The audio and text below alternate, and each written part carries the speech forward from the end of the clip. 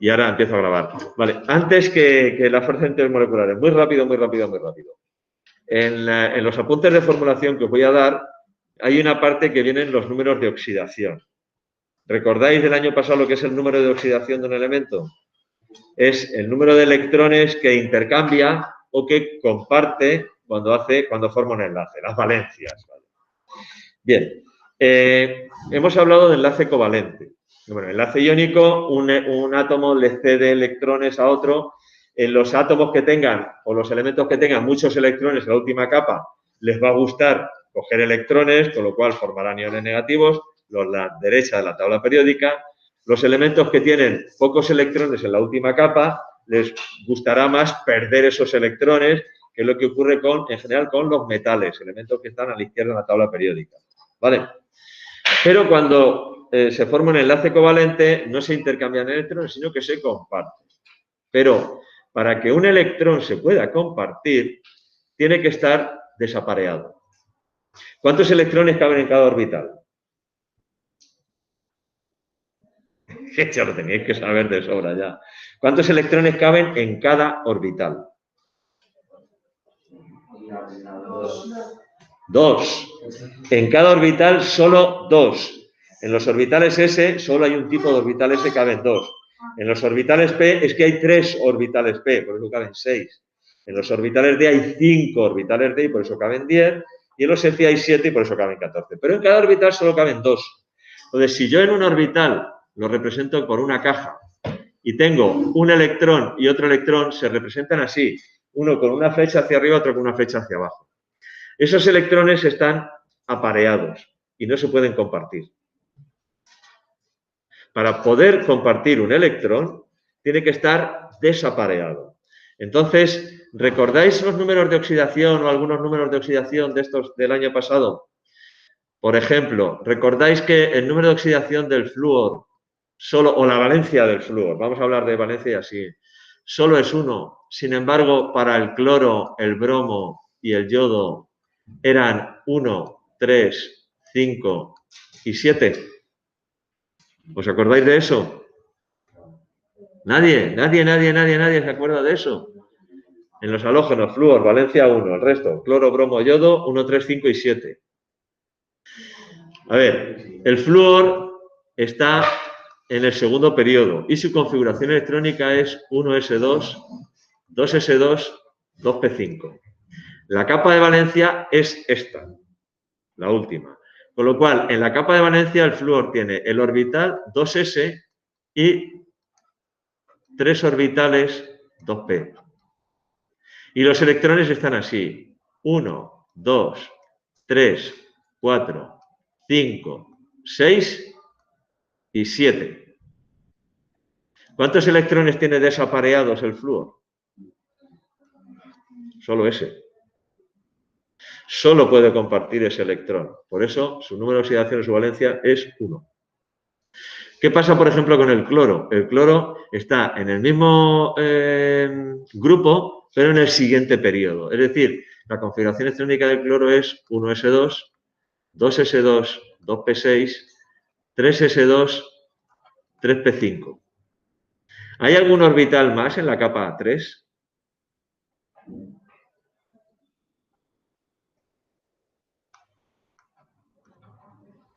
En la capa 3 también hay orbitales 3D. Otra cosa es que estén llenos o no estén llenos y que antes incluso de que empiecen a llenarse estos, se llenan los 4s. Pero esos orbitales están ahí. Entonces, si yo represento la última capa del cloro, tengo el orbital 3s, tengo los 3 orbitales 3p y tengo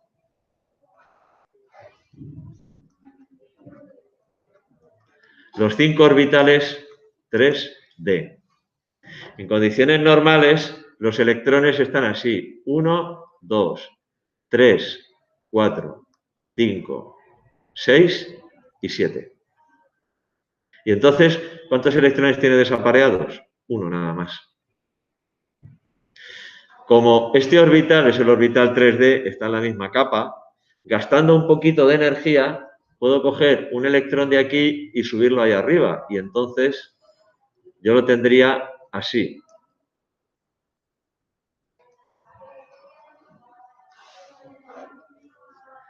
1, 2, 3, 4. Y tendría 1, 2, 3, 4, 5, 6 y 7. ¿Cuántos electrones desapareados hay ahora? 3. ¿Y si cojo otro electrón de aquí y me lo llevo también allá? Entonces tendría 1, 2, 3, 4, 5. 1, 2, 3, 4, 6 y 7. ¿Cuántos electrones desapareados tiene ahora? 5. ¿Y si cojo este de aquí y me lo subo para arriba?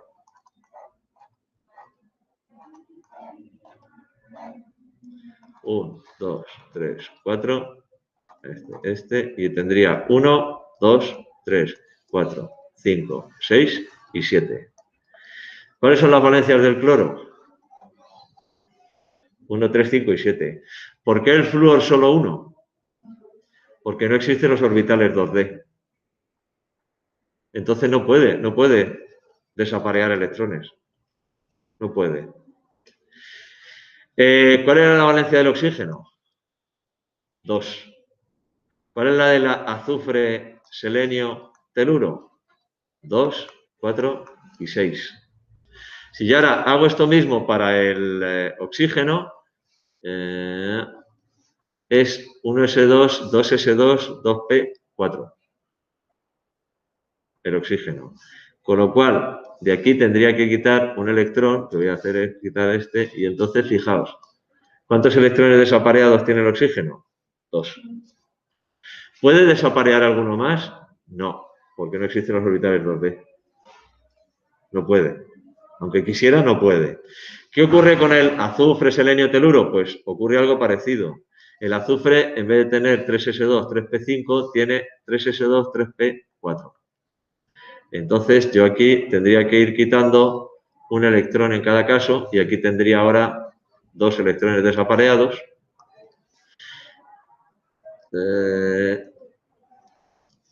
Aquí ahora tendría 4 electrones desapareados.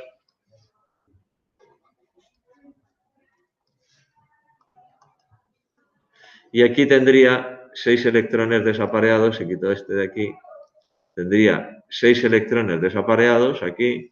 Y este último caso no es posible porque ya no existen tantos electrones. RAS. ¿Cuáles son las valencias del azufre, selenio, teluro? 2, 4, 6.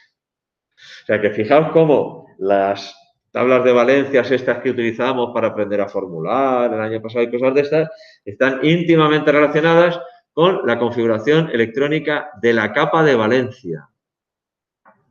De la capa de valencia de un elemento. Esa es la que importa, por eso se llama capa de valencia, que es la que determina el comportamiento químico, cómo se va a combinar con unos, con otros, etc. Vale, esto no os lo voy a preguntar. Era simplemente para que entendierais que el tema este de la valencia, las combinaciones, no es algo, yo qué sé, aleatorio o caprichoso, sino que tiene una explicación perfectamente definida y que tiene que ver con la configuración electrónica de cada elemento. ¿Vale? Bien, dicho esto, voy a lo que sí que quería contaros hoy, que son hablaros de las fuerzas intermoleculares. Vamos a hablar de fuerzas intermoleculares.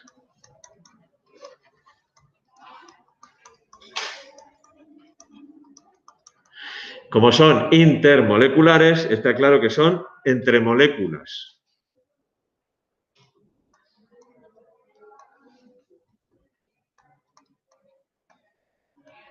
Es decir, este apartado solo se aplica a sustancias covalentes moleculares, ¿no? No se aplica ni a sustancias iónicas, cristales iónicos, ni a cristales metálicos, ni a cristales covalentes. De eso nos olvidamos. Vamos a hablar solo de sustancias covalentes moleculares. Bien. A ver, si yo observo, por ejemplo, la molécula de cloro, veo la molécula de cloro y hago el diagrama de Lewis de la molécula de cloro, voy a dedicar un día de esta semana, voy a dedicarlo solo a hacer diagramas de Lewis, para que veáis cómo se hacen los diagramas de Lewis. La molécula de cloro. El cloro tiene en la última capa, lo acabamos de ver, tiene 7 electrones en la última capa. Luego tengo cloro que tiene 1, 2, 3, 4, 5, 6 y 7 electrones en la última capa. Otro átomo de cloro que tiene 7 electrones en la última capa. Y de esos 7 electrones tienen uno que está desapareado y que lo pueden compartir. Y entonces se forma un enlace covalente. El diagrama de Lewis de esta molécula sería así. Cloro, cada raya representa 2 electrones. En el enlace hay 2 electrones y el otro átomo de cloro. ¿Vale? Este es el diagrama de Lewis de la molécula de cloro. Bien, en este enlace yo tengo 2 electrones, pero como los 2 átomos que comparten esos electrones son exactamente iguales, a los 2 les gustan los mismos los electrones, con lo cual estos electrones están perfectamente compartidos entre los 2, no están ni más cerca de uno ni más cerca del otro. Y entonces tengo lo que se llama un enlace covalente apolar. Totalmente apolar, no tiene polaridad. Yo no puedo diferenciar si los electrones están más cerca de este cloro que de este otro. Porque los 2 átomos que forman el enlace son exactamente iguales. ¿Vale? Vamos a fijarnos ahora en la molécula de, por ejemplo, de agua. Molécula de agua. El hidrógeno tiene un electrón en la última capa, no tiene más. El oxígeno tiene 6 electrones en la última capa. 1, 2, 3, 4, 5 y 6. Y aquí tengo el otro hidrógeno que tiene un electrón en la última capa. Comparte, por un lado, este electrón con ese, de esos 2 que tenía delocalizados, uno en un orbital p y el otro en otro, y el otro lo comparte con este. Y entonces tengo el diagrama de Lewis de la molécula de agua, que es así.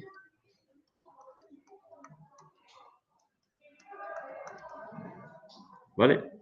Pero, ¿qué ocurre realmente en la molécula de agua? No es así, sino que realmente es así. Os lo voy a representar como sí que es de verdad, que es así. Formando un ángulo de 109,5 grados. Realmente la molécula de agua no es lineal, es así, tiene ese ángulo. Vale. Pero, ¿qué ocurre con este enlace? En este enlace aquí hay 2 electrones, pero aquí tengo oxígeno y tengo hidrógeno.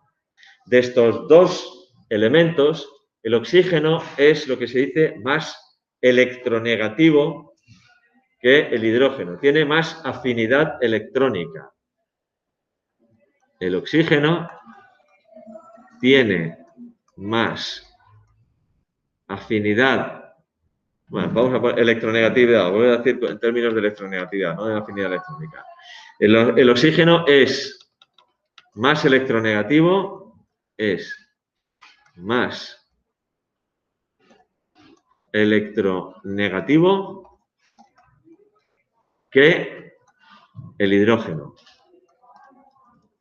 Y entonces esos 2 electrones que forman el enlace se los acerca más hacia él. ¿Vale? Esto significa que tiende a acercar hacia él los electrones del enlace. Es decir, de estos 2 electrones de este enlace están más cerca del oxígeno que del hidrógeno. Y estos 2 electrones de este enlace están más cerca del oxígeno que del hidrógeno. Con lo cual, lo que ocurre es que el oxígeno adquiere cierta carga negativa, mientras que los 2 átomos de hidrógeno adquieren cierta carga positiva. Y entonces, fijaos, ahora tengo carga negativa, carga positiva. Hay una parte, cierta parte de enlace iónico, porque tengo separación de cargas, cargas del distinto signo se atraen.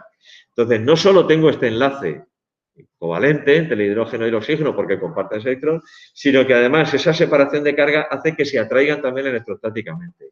Y entonces lo que tengo es un enlace covalente polar.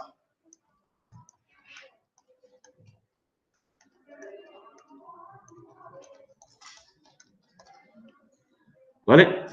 tengo un enlace covalente polar. Y esto ocurre siempre que se unan entre sí dos átomos distintos.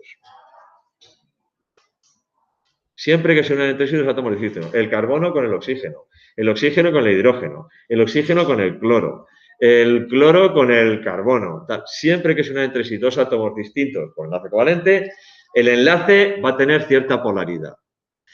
Cuando la diferencia de electronegatividad es muy pequeña, esa polaridad es muy poca. Pero si la diferencia de electronegatividad es más grande, entonces esa polaridad es mayor. ¿Cómo sé yo si hay mucha diferencia o hay poca diferencia de electronegatividad? Cuanto más juntos estén en la tabla periódica, menos diferencia de electronegatividad. Y, bueno, lo pondré en los exámenes. Hay una tabla, a la hora de formular, no sé si os acordáis del año pasado, una tabla periódica que tenía unas flechas que empezaban, según lo veis vosotros, por el lado de la derecha, de arriba abajo, el flúor, cloro, bromo, yodo, y luego pasaba el oxígeno, y luego ahí en medio estaba el hidrógeno, iba así para abajo, recorriendo toda la tabla periódica. ¿No la recordáis? Bueno, pues este año os vais a jactar, de verdad. Esa es una tabla que indica más o menos el orden de electronegatividad dentro de la tabla periódica y que se utiliza para formular. Bueno, lo importante, aquí, siempre que yo tenga átomos que no son el mismo, los dos electrones que forman parte del enlace, pues siempre va a haber uno de los dos que le guste más que al otro. Y entonces ese va a ser tan listo que se los va a acercar hacia sí y entonces va a haber cierta polaridad en el enlace. Y va a contribuir a la fuerza del enlace también. Bueno, esos son enlaces covalentes polares. Como resultado de ello, ocurre que, por ejemplo, la molécula de agua, yo la puedo representar de esta manera, con un lado positivo y con un lado negativo. ¿Recordáis lo que os decía de la solubilidad de los compuestos iónicos? ¿Cómo representaba la molécula de agua? El lado negativo de la molécula de agua es donde está el oxígeno, el lado positivo de la molécula de agua es donde están los dos hidrógenos. Este es el lado con carga negativa, este es el lado con carga positiva de la molécula de agua. Y yo represento la molécula de agua como un dipolo. Represento la molécula de agua como un dipolo. ¿Vale? Bueno, pues esto ocurre con muchas sustancias covalentes moleculares, muchísimas, que se pueden formar dipolos. Entonces, ¿qué ocurre si yo ahora, claro, tenía una molécula que en principio es eléctricamente neutra, no tiene carga, no es como un ion, pero resulta que se forma un dipolo? Entonces, entre unas moléculas y otras se establecen interacciones de tipo electrostático, se pueden atraer unas con otras. Y esos son los que llamamos las fuerzas o los, enlaces. Eso hay un caso que se llama enlace. Las fuerzas intermoleculares. Son fuerzas de tipo electrostático que se establecen entre moléculas que tienen cierta polaridad. Y podemos distinguir varios casos o varias posibilidades. Tengo el dipolo, bueno, los dipolos, vamos a ver, espera, vamos a ver otra cosa. Por ejemplo, ¿qué ocurre con la molécula de CO2? Esta es la molécula de agua. ¿Qué ocurre con la molécula de CO2? La molécula de CO2 es así, carbono, oxígeno. El diagrama de Lewis os lo pongo directamente. Esta es la molécula de CO2. ¿Vale? Estos enlaces son polares.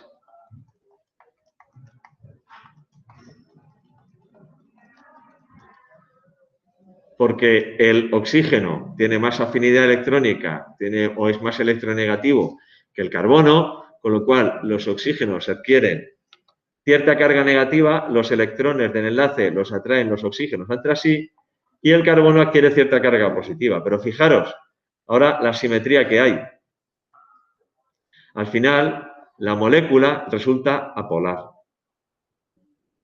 Porque hay una simetría. Las cargas positivas y las cargas negativas, no es que estén toda la carga positiva a un lado y toda la carga negativa a otro. Porque esto, además tengo que poner aquí 2.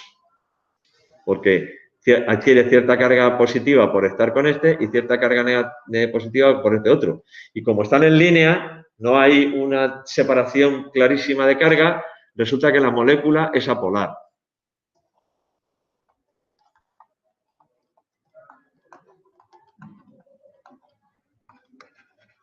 Aquí tengo una molécula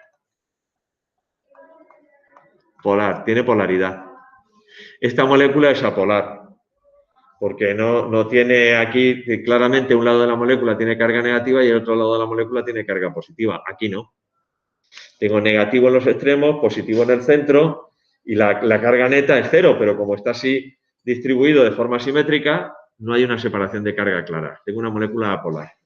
Entonces, yo puedo tener moléculas polares y moléculas apolares, según la forma de la molécula, etcétera, etcétera, etcétera.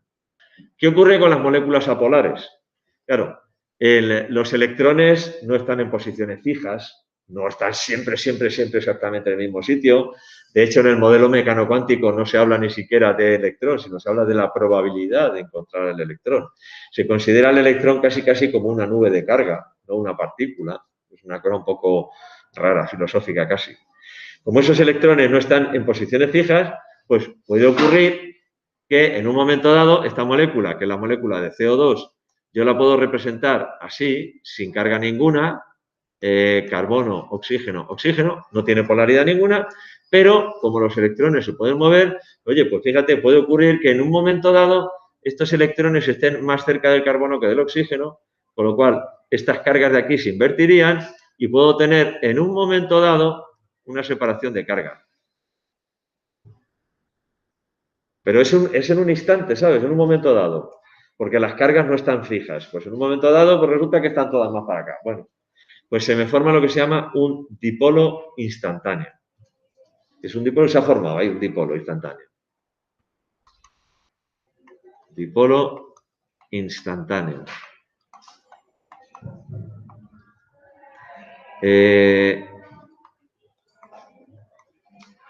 Se forma en un momento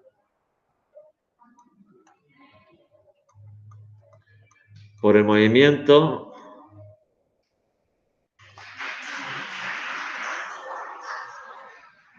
de los electrones.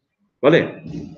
Este es un dipolo, el del agua, es un dipolo permanente. Vamos a ponerlo aquí, permanente. Este es permanente. La molécula de agua, la separación de carga es clarísima. Además, la diferencia de electronegatividad hace que esa separación, la forma de la molécula hace que en un lado haya siempre carga negativa, en otro haya siempre carga positiva. Luego tengo un dipolo permanente. En el caso de moléculas como, por ejemplo, el CO2, tengo un dipolo instantáneo. Es decir, que en un momento dado, pues porque el azar lo ha querido así, en esta molécula en concreto, pues los electrones están más para este lado, pues se forma ese dipolo. Puede ser que en la molécula de al lado sea todo lo contrario. O sea, son dipolos instantáneos, ¿vale? Son dipolos que se forman en un momento dado. Y a su vez, estos dipolos, si yo tengo una molécula que es un dipolo instantáneo, por ejemplo, tengo aquí un dipolo instantáneo. Y aquí tengo al lado una molécula de lo mismo, de CO2, pero que las cargas están perfectamente distribuidas. ¿Pero qué pasa? Esta carga positiva hace que la carga negativa de esta molécula tienda a irse hacia allá porque la atrae. Y entonces, la carga negativa tiende a irse hacia allá, la carga positiva tiende a separarse. Y se forma lo que se llama un dipolo inducido.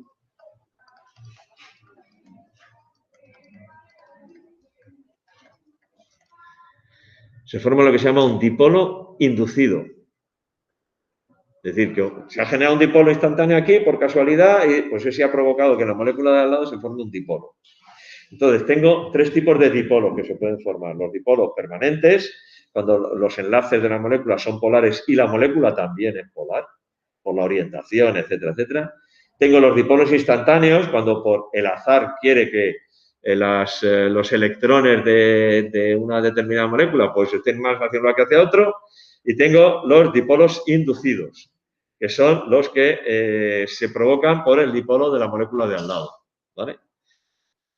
Espera un segundo, que es que voy a pasar lista de los que estáis aquí. Me falta Caterine.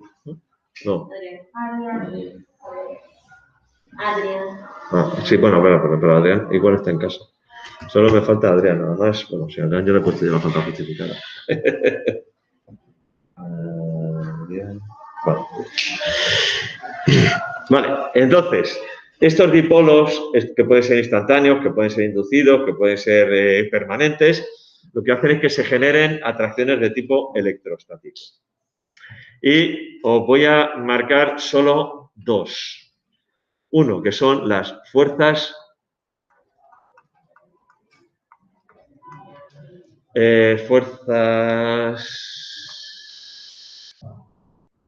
de Van der Waals.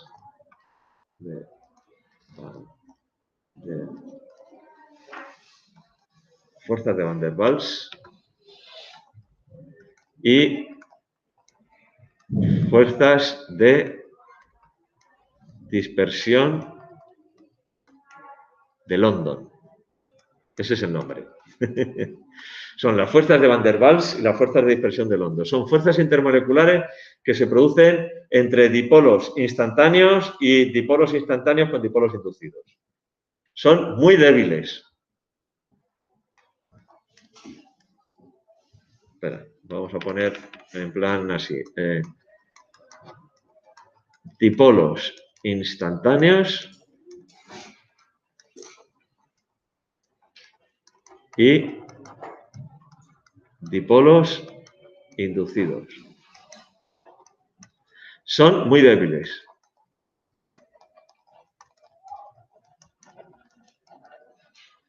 Y aumentan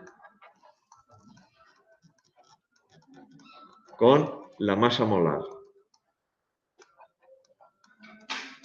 Es decir, con el tamaño de la molécula.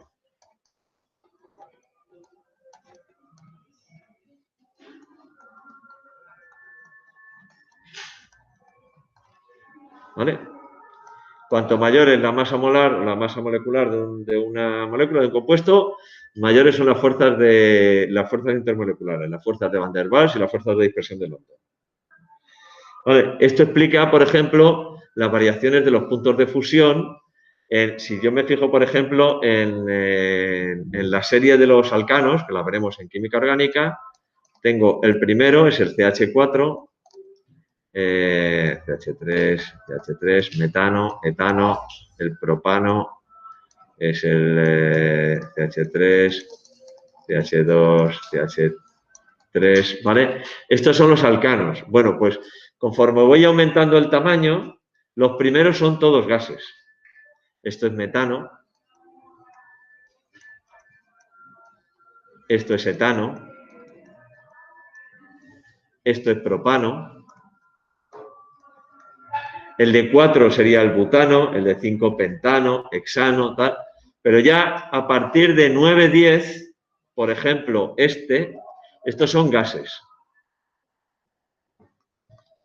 A partir de 9, 10, que sería, por ejemplo, CH3, 1, 2, 3, 4, 5, 6, 7, 8, a ver, 1, 2, 3, 4, 5, 6, 7, 8, 9, CH3. Este es el decano. Este es un líquido. Este es un líquido a temperatura ambiente. Y si sigo aumentando el tamaño, me encuentro con las parafinas, la cera. La cera de las velas es un hidrocarburo saturado, es una parafina. Esto cuando veamos química orgánica hablaremos un poco de ello. Bueno, esas son sólidas a temperatura ambiente. Entonces, cuanto mayor es la masa molecular, cuanto más grande es la molécula, más fuertes son estas fuerzas de Van der Waals o las fuerzas de dispersión de London, y entonces las temperaturas de fusión y ebullición son más altas. Porque para pasar del estado sólido al estado de líquido tengo que vencer fuerzas, y para pasar del estado líquido al estado gaseoso tengo que vencer fuerzas. Tienes 10 en total. El primero y el último son CH3 y todos los del medio CH2. ¿Vale? Entonces, cuanto mayor es el tamaño, mayor es la fuerza.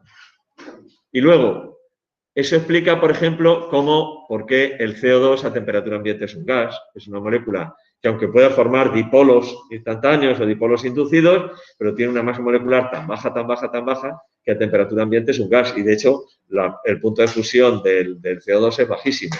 por qué el nitrógeno líquido está a menos 100 y pico grados centígrados, o menos 200, no me acuerdo exactamente cuánto es, ¿vale? Y sin embargo, los aceites, que son cadenas muy largas con pesos moleculares altos, son líquidos a temperatura ambiente, y las grasas animales son sólidos a temperatura ambiente y son compuestos moleculares, pero de masa molecular muy alta, ¿vale? Y luego está un caso particular que es muy importante, que es el enlace por puente de hidrógeno.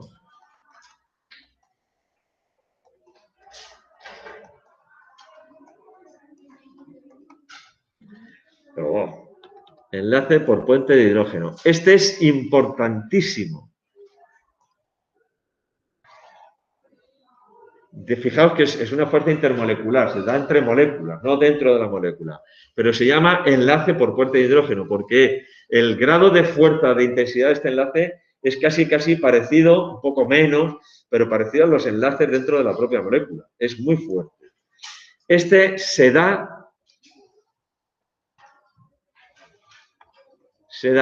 siempre que haya hidrógeno en una molécula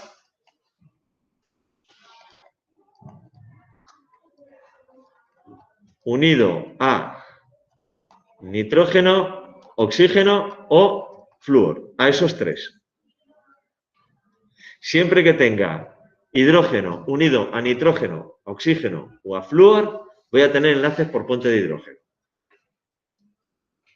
¿Vale? Importantísimo, de verdad. Ahora hablaremos de él detenidamente. Sí, también me quedo contigo. Y veréis la importancia que tiene.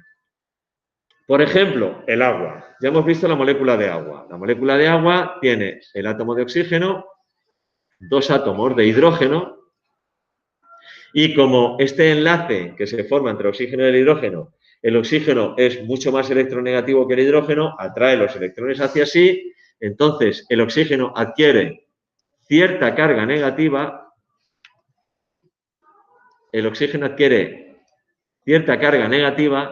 mientras que los dos hidrógenos adquieren cada uno de ellos cierta carga positiva. Si yo dibujo al lado otra molécula de agua,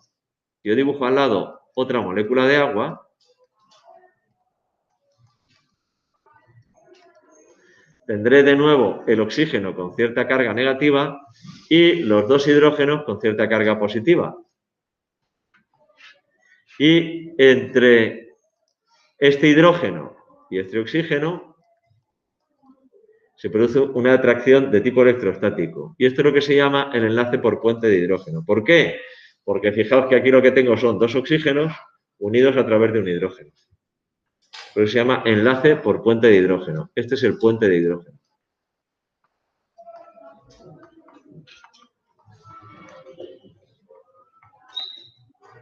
Este es el puente de hidrógeno. Y ocurre siempre que tenga en una molécula hidrógeno unido a nitrógeno, oxígeno o flúor. Por ejemplo, en el agua. Por ejemplo, en el amoníaco. La molécula de amoníaco, el diagrama de Lewis de la molécula de amoníaco es el siguiente. Tengo el nitrógeno que tiene hidrógeno, hidrógeno, hidrógeno y un par de electrones aquí. ¿Vale?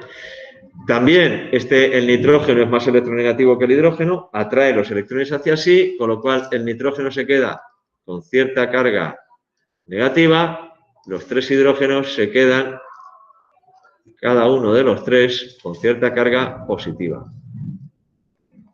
Si yo dibujo otra molécula de nitrógeno por aquí, de amoníaco, perdón, dibujo otra molécula de amoníaco por aquí, hidrógeno, hidrógeno, hidrógeno, el nitrógeno va a adquirir cierta carga negativa, los hidrógenos adquirirán cierta carga positiva los tres, y entre este hidrógeno y este nitrógeno, uno con carga positiva, el otro con carga negativa, se establece el puente de hidrógeno.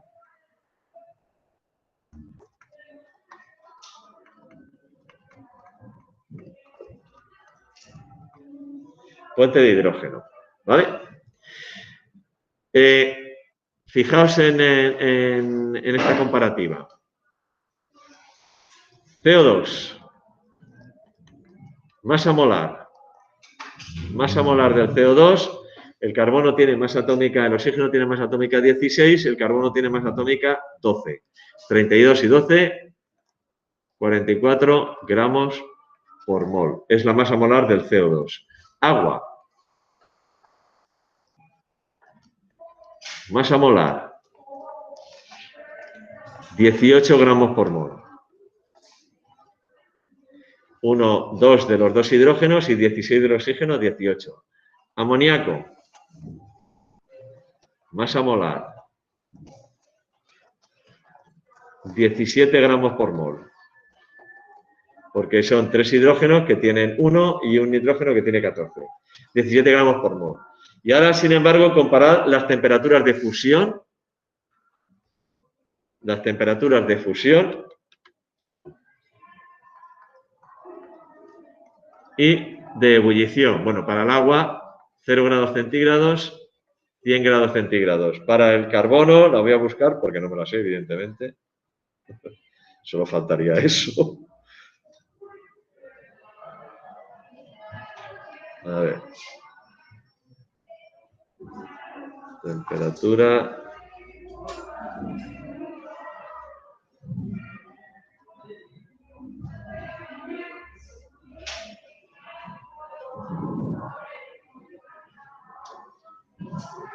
Temperatura de fusión del CO2. Punto de fusión del CO2 menos 78 grados centígrados. Temperatura de ebullición menos 57 grados centígrados. ¿Vale? Y para el amoníaco,